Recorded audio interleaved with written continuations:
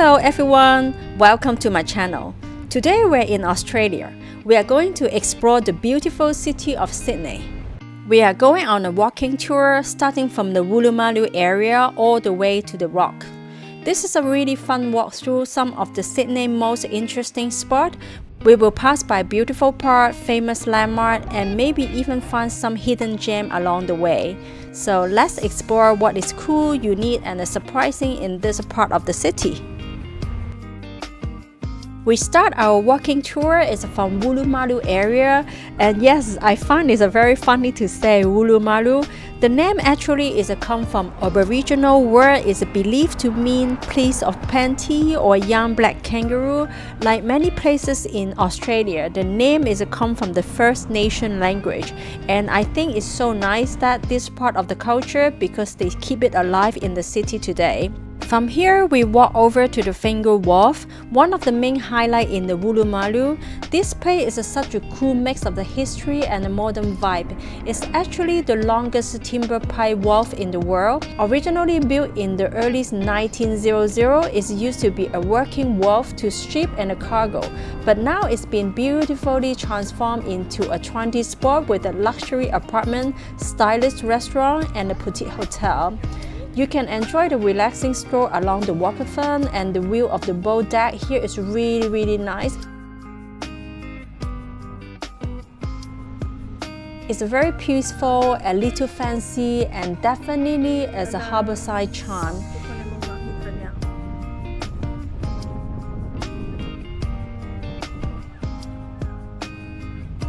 I also saw many people is jogging here, release their dog, running here. It's so relaxing. I really enjoy the moment we are walking along this wharf also.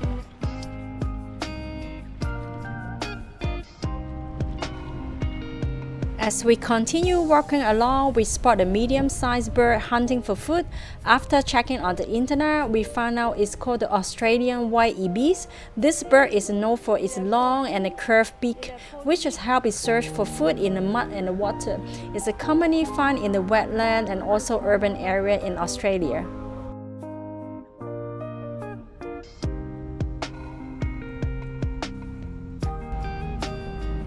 Next, we are in the Mrs. Macquarie's Walk. This beautiful path runs along the edge of the Sydney's Royal Botanic Garden. It offers a stunning view of the harbour and also the famous Sydney Opera House. It's named after Mrs. Elizabeth Macquarie, the wife of the 5th Governor of New South Wales, who loved walking along this spot. I truly agree, especially with this sunny weather today. It feels so relaxing. There's a peaceful vibe and also not much people around. Some are jogging, others is walking their dog and enjoy the fresh air.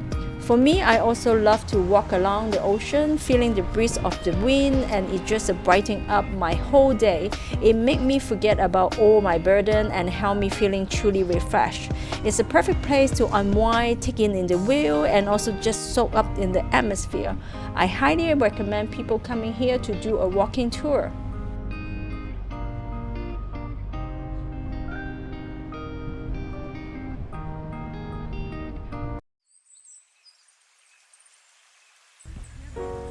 Now we arrive at the Sydney Royal Botanic Garden, a peaceful green space right in the heart of the city. It's a beautiful place to relax and connect with nature. With so many plants, trees, and flowers, it feels like an escape from the busy city life. Wow, look at this! What a wonderful spot to have a picnic. Right here with the view of iconic Sydney Opera House just right in front of us is the perfect place to relax and enjoy everything around you.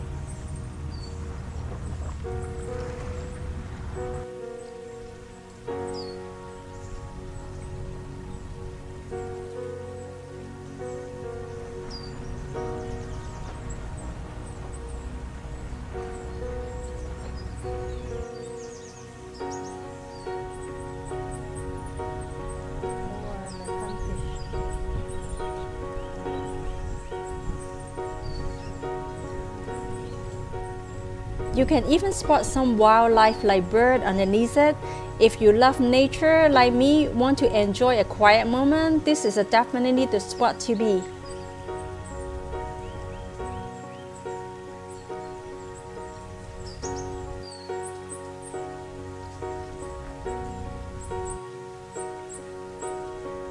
Well, while we continue to walking, you know what we spot? It's my first time in my life seeing a wild cockatoos. This one is quietly eating what like some seeds. I'm not entirely sure, but it's amazing to watch up close. This beautiful bird with their big feather, wow, so beautiful. And also it's my first time in my life to spot the wildlife cockatoos in the heart of the city. What a moment.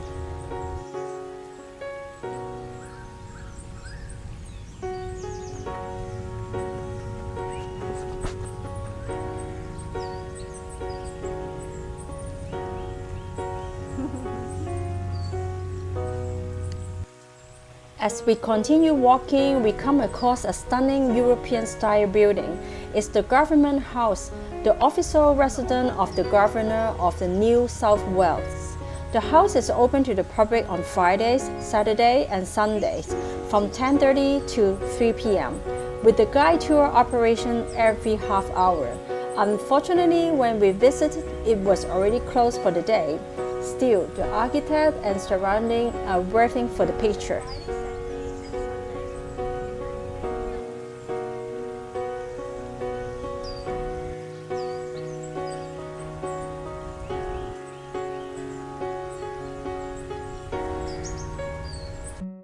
What a pity we couldn't visit the government house, but now we're stepping into the rocks area.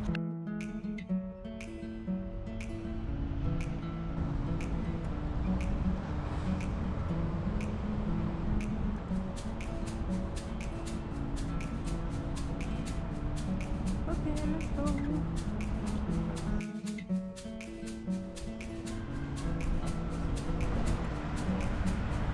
As we continue walking, we saw something really interesting. It's an airplane simulation shop. Yes, you heard that right.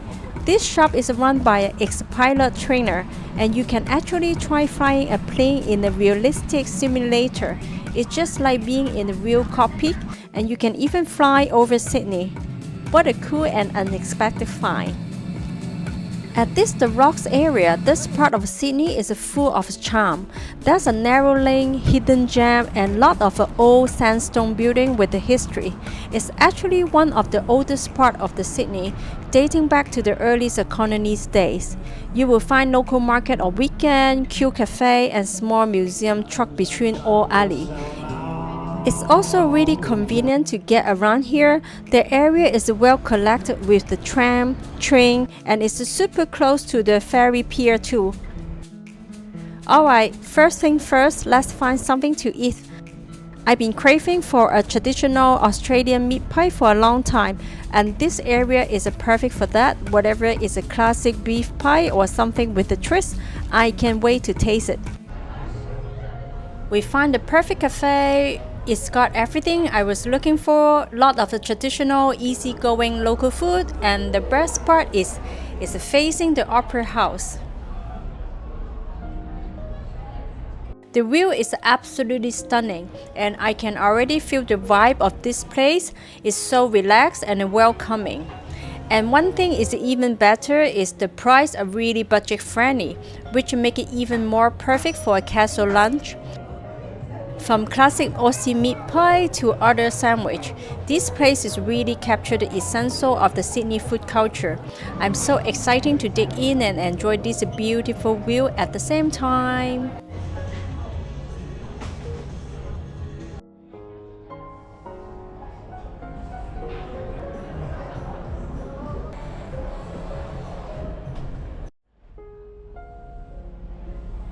After filling up our stomach, we continue walking to the most iconic spot in Sydney, the Opera House.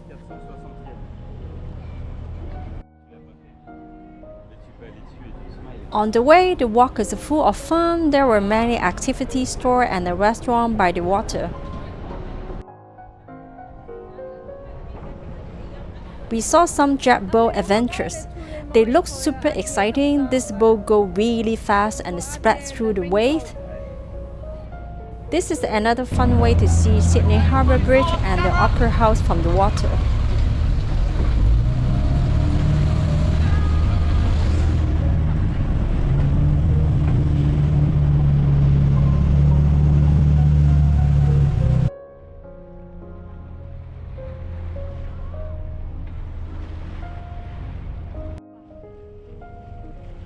There were also food store and an open-air cafe with a great view. One popular spot is the Opera Bar. It's right next to the Opera House. You can sit outside, have a drink, and enjoy live music. People love the seafood there, especially the fresh oysters. Although people enjoy sitting outside, the most annoying thing here is the seagull. So many of them trying to steal food. I even saw some restaurants using colanders, yes, kitchen colanders, to cover the food and stop the seagulls from grabbing it. It looks so funny. And guess what? We bumped into a seagull patrol dog. Some restaurants actually hire a dog to chase the seagulls away. It was my first time to seeing this, and it was so cute and funny at the same time. Also, I have to say, the sun in Australia is really strong. I only walked for half a morning and I already got a honey tank. So don't forget sunscreen if you're coming here. We kept walking, enjoyed the sea breeze and the view of the harbour, and of course, watching out for the sneaky bird.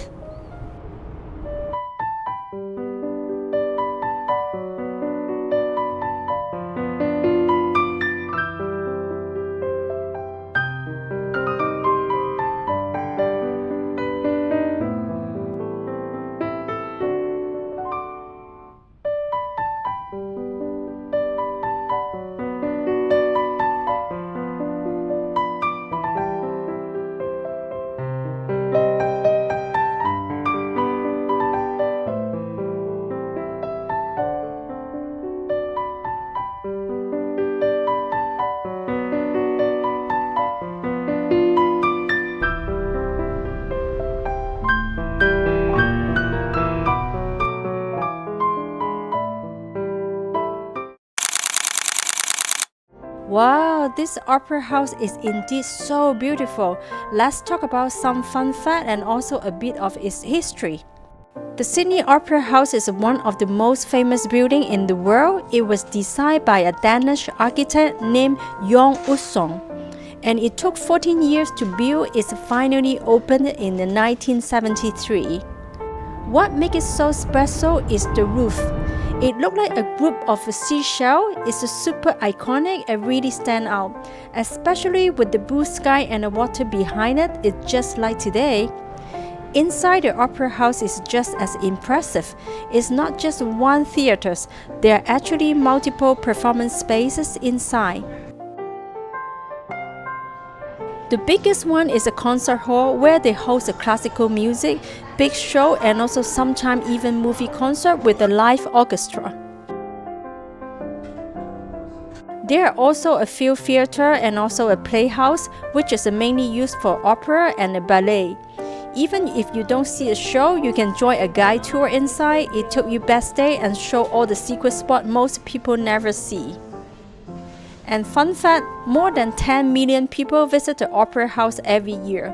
Some just come for the view and some for the food, and other is for world-class performance. And we today just come here for the view. But it's not just like a building, it's the really heart of the Sydney art and the culture.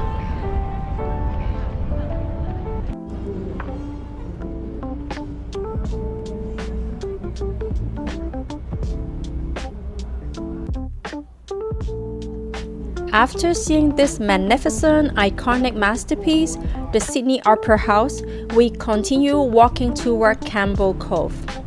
Campbell Cove is a lovely little spot right by the water and just around the corner from the rocks. It's a quiet area, perfect for taking a break and enjoy the beautiful harbour view. From here, you get a stunning angle of both of the Sydney Harbour Bridge and also the Opera House. It's a great photo spot.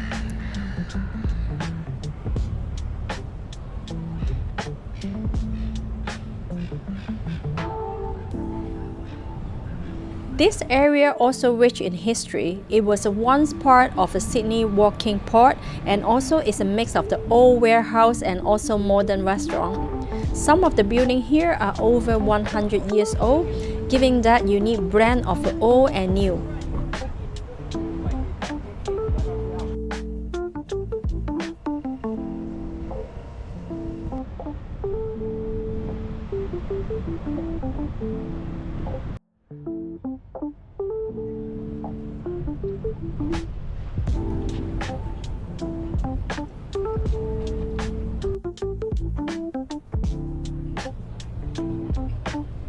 One of the most famous hotels in Sydney is the Park Hyatt. It's also located in here.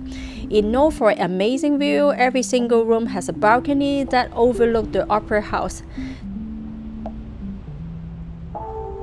Just imagine if you're staying there on the New Year Eve. I'm sure the view of the fireworks will be absolutely stunning. And also the rental price also, I believe, is crazy expensive. Ta-da! And finally, we arrived at the Sydney Harbour Bridge, another iconic symbol of the city. It was opened back in 1932. It's still one of the largest steel arch bridges in the world. You can walk across it for free, and the view from upstairs, I believe, is amazing. On one side, you will see the Opera House and the Circular Quay, and the other side, you can look out the North Shore and also beyond. But this time, we didn't walk across it because we had a dinner appointment and didn't have enough time to cross the bridge. A bit of pity, but this is the way it is. Sometimes you can't just do everything in one day, and also I need a break for my feet. As we explore the rocks, we noticed a few interesting displays about Australians' early settlers.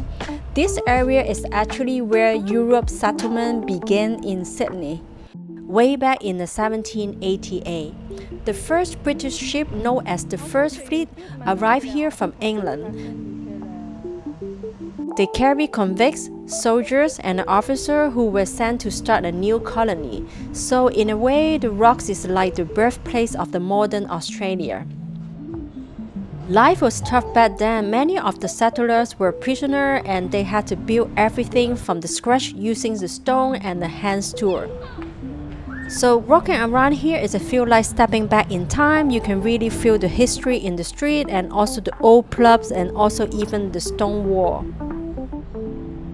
Although this is our first time in Sydney, I find it's a very super walking friendly. You don't need a car or even the public transportation to see a lot of a highlight. This walking route to give you a mix of the nature, culture, and amazing harbour view all in one. So I really enjoyed the time here, and also thank you so much the sunny weather to welcome us.